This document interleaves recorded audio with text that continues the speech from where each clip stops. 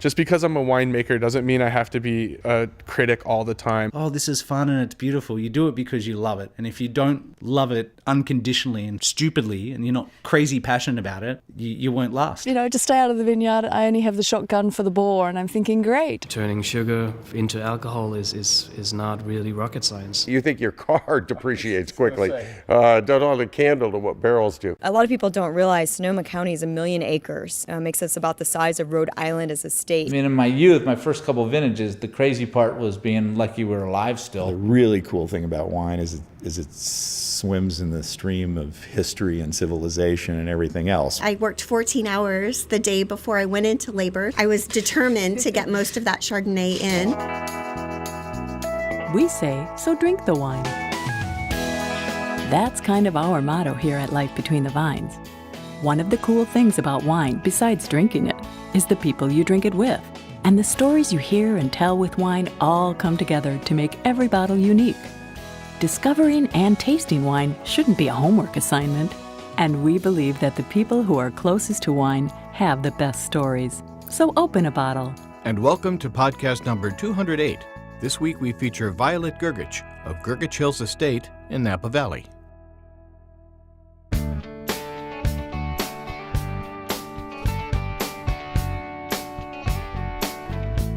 As time moves along, we are just now seeing the second and third generation of Napa Valley winemakers coming into their own. Violet Grgich is part of that very generation. Violet is daughter of Mike Grgich, well known for his 1973 Chateau Montelana Chardonnay, winning the Tasting of Paris in 1976. We originally met Violet during Auction Napa Valley this year, but this time we visited Grgich Hills Estate for a sit-down and a full-length interview. We're here in Rutherford with Violet Grgich of Grgich Hills Winery. How you doing? I'm doing very well. This is a real pleasure to be able to spend a little more time with you. We briefly spoke at the barrel auction, Auction Napa Valley, and it was just fun to meet you after all these years. We interviewed your dad back in 2009, and gosh, you guys epitomize the history of Napa Valley. I think so.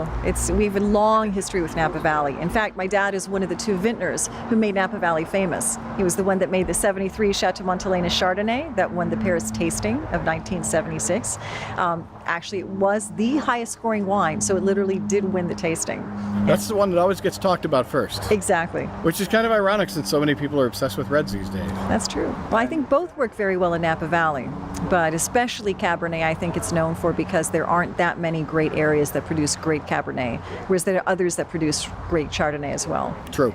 Growing up in the wine industry as you have, did you ever feel any kind of pressure to join the business as well as being, associated with this man who truly is a legend?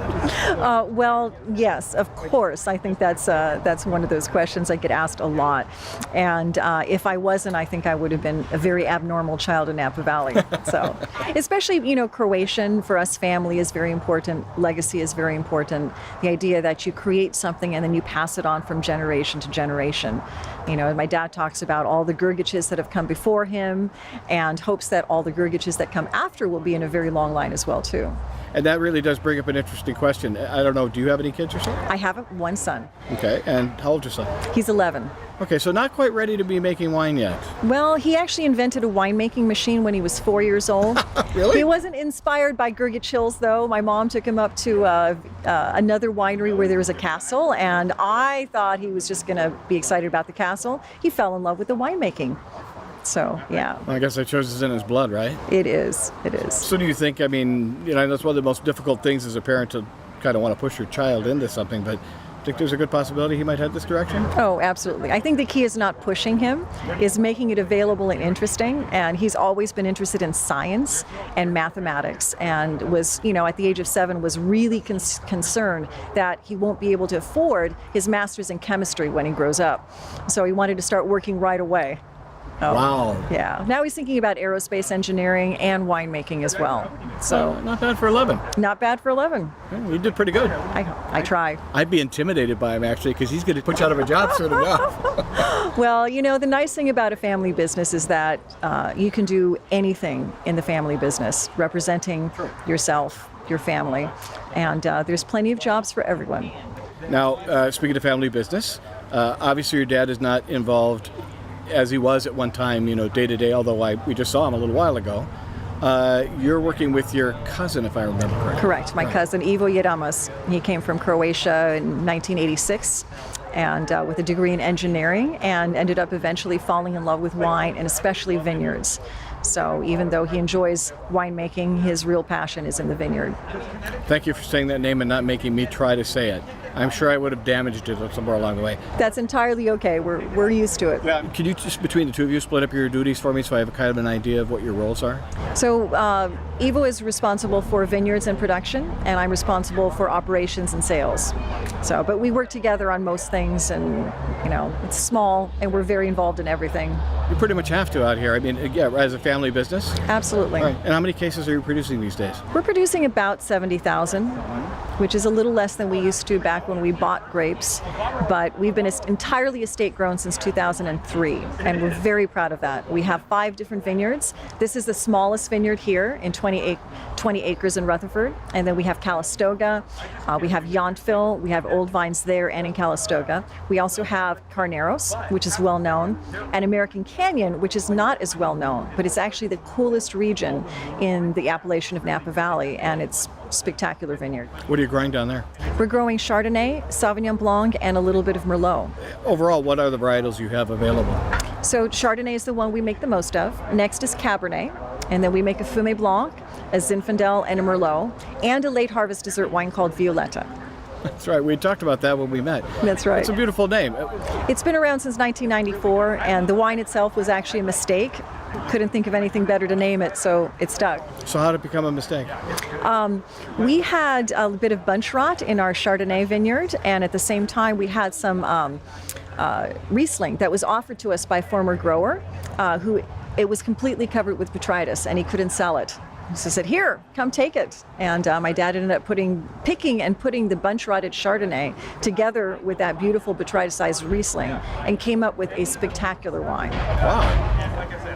Because we have a truck driving. I should mention we're right along Highway 29, so there's a little bit of background noise, as well as being out in, I guess you'd say, sort of the garden space here, the terrace? It is. This is our patio, and we love this area. It used to be grassy, but we found it to be more practical to have beautiful stone. And so we have outside experiences here. We've got 2 fountains. We've got a demonstration vineyard.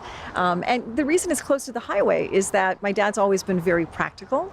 When he built the winery, he wanted to make it the closest distance to the road to make it easier for people to get here. Absolutely. And not only that, but you have the advantage of the train that comes by. Exactly. And we were I think the only supporters of the wine train, by far the first for a very, very long time.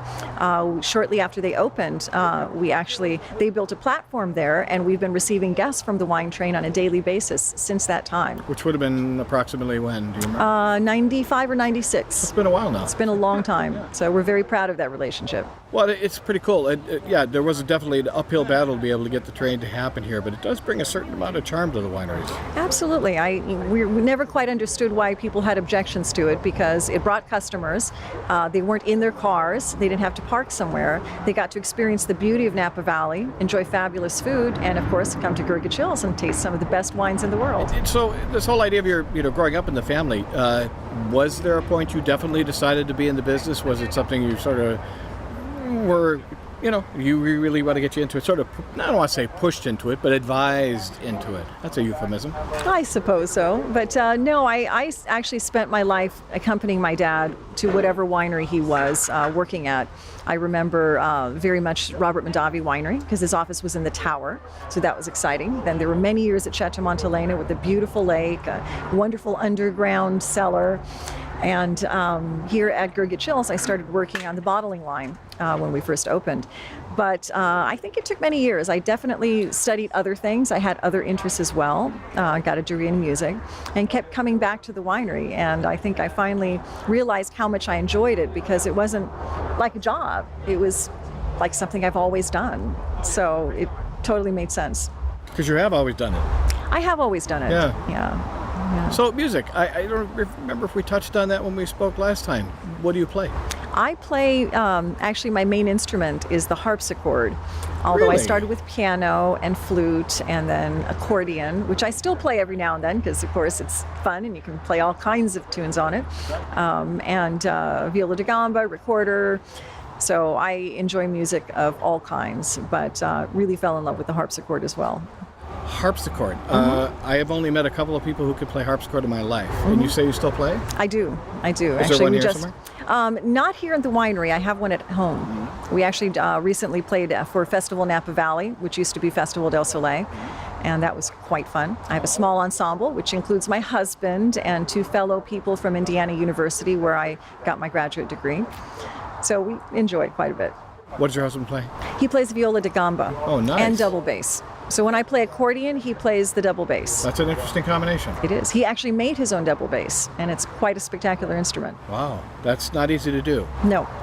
And you went to school in Indiana. Okay, now I'm really curious. How did Yeah. that happen when you were California? You were born here, right? Well, I was born here, but people go to university based on what they should study, not necessarily location. And that was my top choice for harpsichordist that I wanted to study with. It's always been in the top 3 music schools in the country, and people always think Juilliard when they think number 1, but that's not always at the top. So. I was just thinking about the idea of snow versus no snow. Oh. Well, I have to say my very first year, it was the first time in 40 years that they shut the university down. It was minus 30 degrees. My car got covered with snow and iced in for days. And I remember taking my camera out and going and taking the most beautiful pictures. And actually my camera ended up getting so cold that I had to go inside to warm it up. Then I went in, then I went out. At the end of the day, I found myself a little blue spot right in the middle of my forehead. I'm going, what the heck is that? Well, the cold metal from the camera had put a little spot in my forehead. It went away the next day. Yeah, but thank God. Yeah. That's kind of creepy. So I actually enjoyed the snow. When I first went to Chicago, and it was 32 degrees in January. Everybody laughed at me because I was freezing to death, and they thought it was like summer.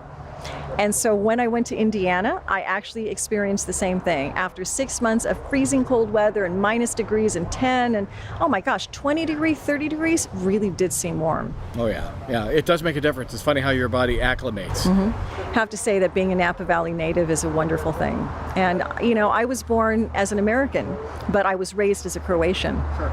And I always had a great appreciation for the good things about America and the good things about being Croatian.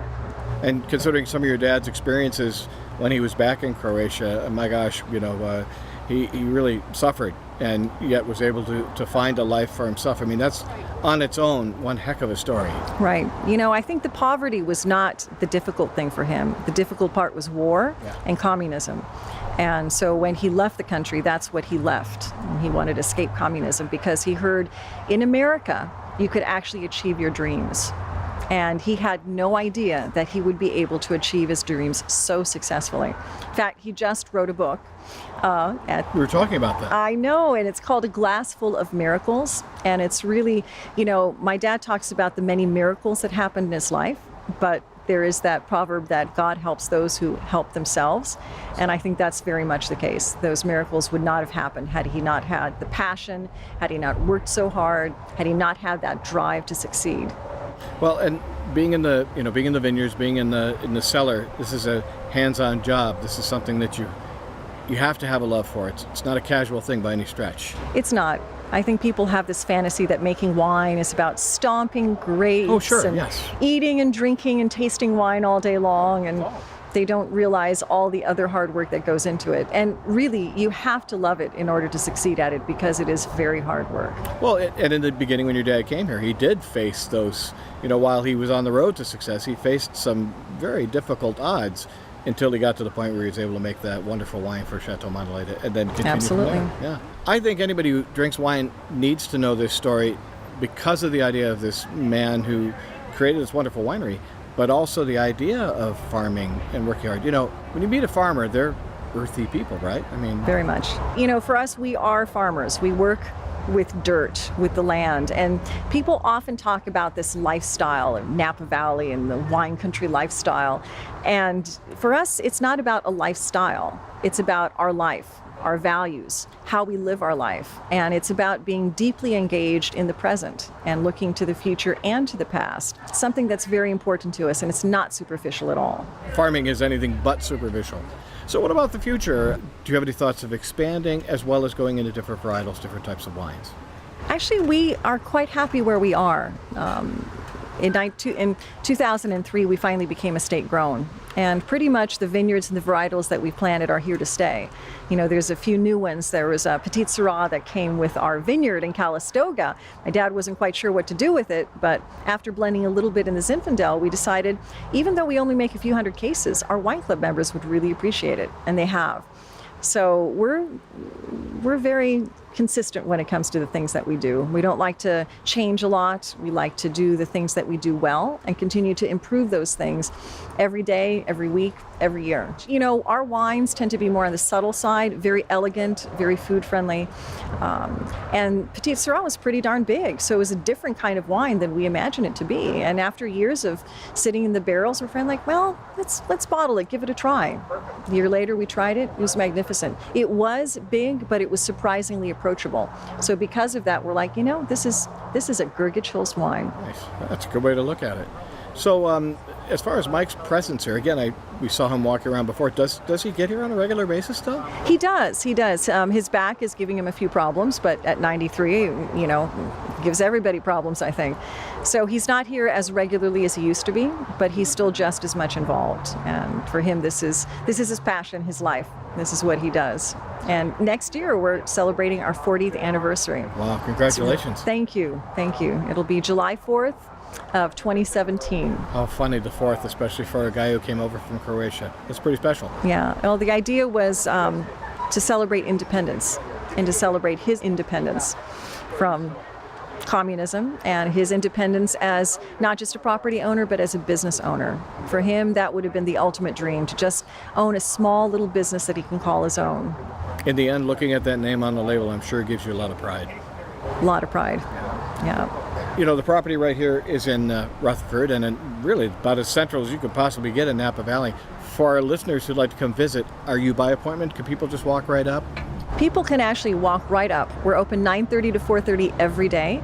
We do have appointments for tours or for other kinds of experiences, and they run for the sort of walking around tour to wonderful long-seated experiences with library wines. Those things you definitely should make an appointment for, but if you happen to show up and one is about to start and there's room, absolutely we can add you in. But best to call ahead.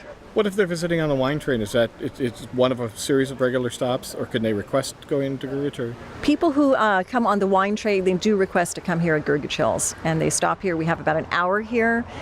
We take everyone on a tour, try the wines. They get to leave with a glass, and usually with a lot of wine too.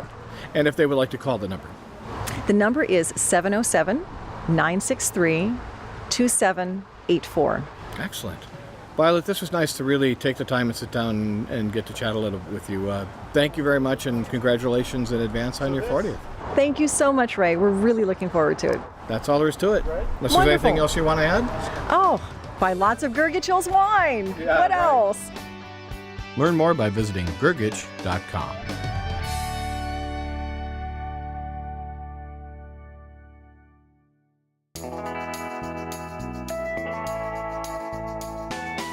Thanks for listening, and remember to like us on Facebook. Also, check out our YouTube channel. Life Between the Vines is produced at Fifth Floor Recording Company in Milwaukee, Wisconsin. Produced and edited by Ray Pfister. Theme song and original music written and recorded by Tim Dondarevo. Our host is Kay Paskoff. Web design by Jenny Holland. Our graphics and website specialist is Lawton Hall. Our web geek is Dan Gieshin. Photos by Jeanette Hernyak. Copyright 2016.